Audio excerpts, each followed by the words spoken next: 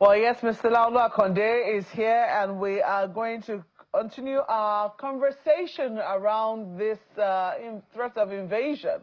That's why a lot of people are interpreting it here in Nigeria, around this Christian genocide or no Christian genocide. And we saw the intervention of the National Supreme Council of Islamic Affairs on Sunday, as we did also hear from renowned pastor, Pastor Adeboye, who, gave his own word. And this is the intervention of, one, a prominent leader of a huge Pentecostal body, right, and the other, let's say the umbrella body of all Muslims here in Nigeria.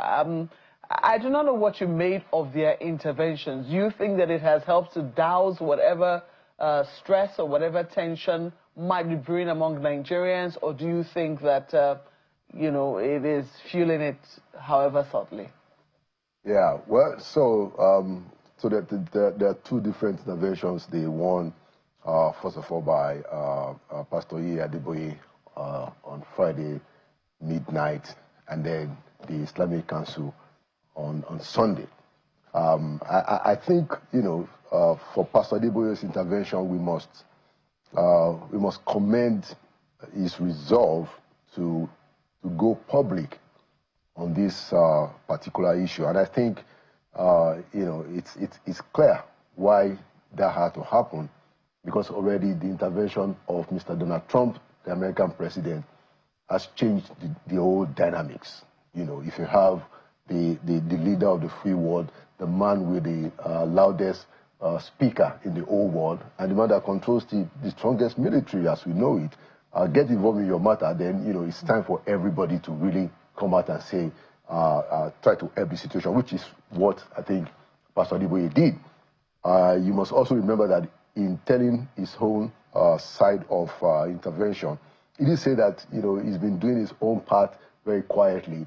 There are those who would have felt that, look, I mean, when all this kind of stuff is happening in the country, where are our leaders, what are they doing? And he filled that gap to say that, look, we don't often, that he doesn't often come out, that he does his own stuff quietly. He gave the example of what is discussed with late President Buhari. So I think his own intervention came in very handy. I think it was well thought out, and I think it's also timely.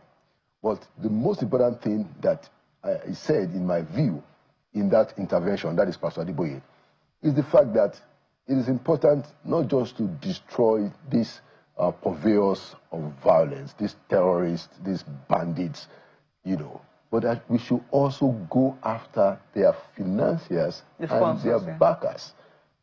So that is so critical, because the only reason, or the most important reason why we've had to be struggling with this thing since 2009 is not just because of those guys who are doing the job on the ground. There are forces, there are very entrenched, determined forces that are perpetuating this thing, maintaining it, supporting it, sponsoring it, financing it. You will recollect, Marquette, that there was a time that the UAE actually submitted a list, of some of the financiers to the federal government.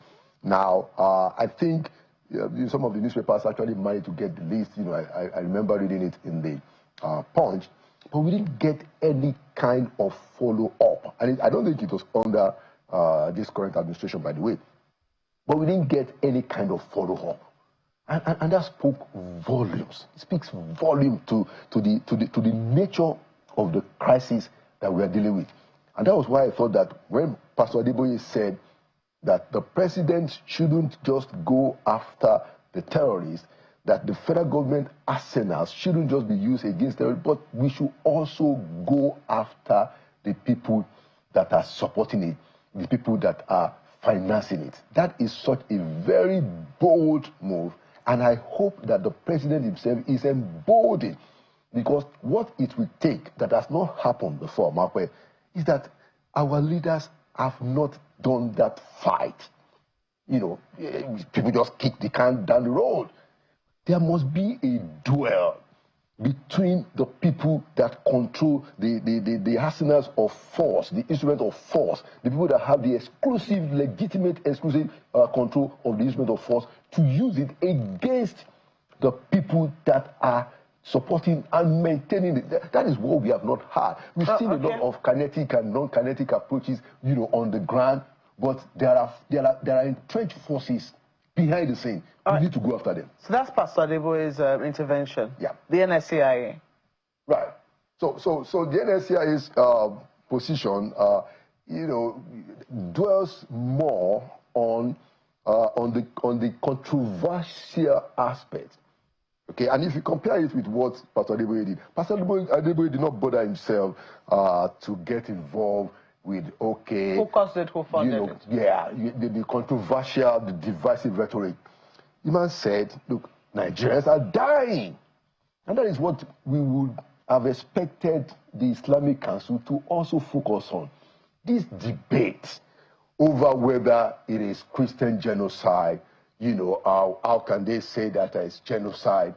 All of those things, they are really, in my own view, why they are not baseless, and there is a place for it. Those of us who are in the position of leadership, we need to put our eye on the main issue. We have to focus on how do we solve this problem? How do we end it? The statement of the Islamic Council, I mean, by my very good brother and friend, it was very disappointing, very disappointing.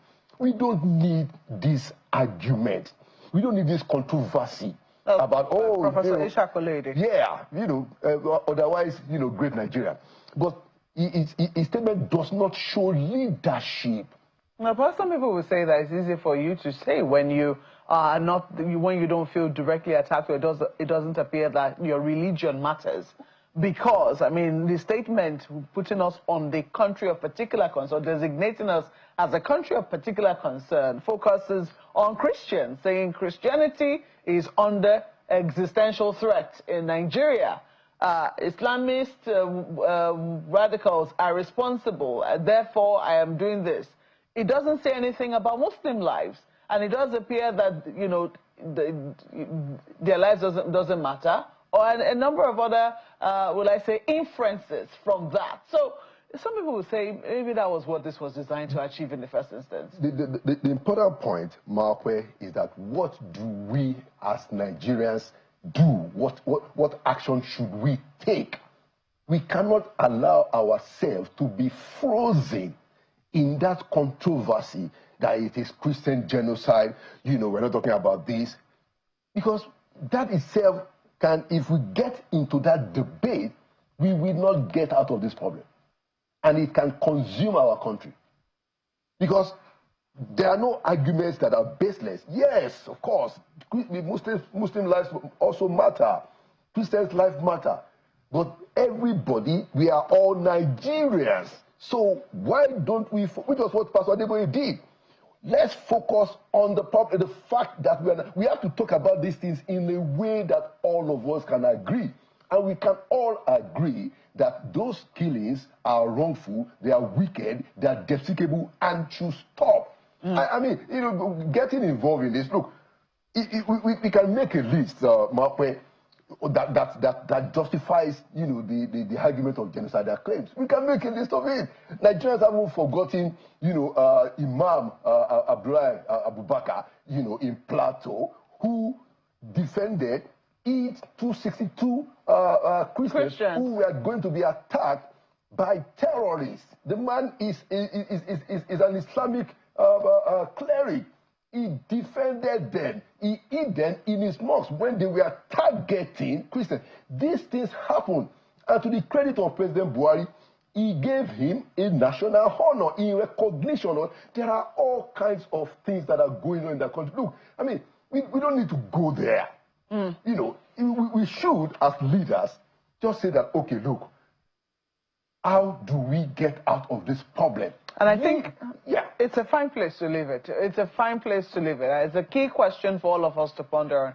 How do we get out of this problem? Laolu Akande, thank you so much. Thank you so much for coming on. For those of you who are upset that I didn't let him tell you the story the last time, it is in Inside Sources, and that story is right there. So don't blame me. Blame yourself if you don't go and watch, past episodes of Inside Sources. But Mr. Laolu Akande is a former presidential aide and also the presenter of Channel Television's Inside Sources.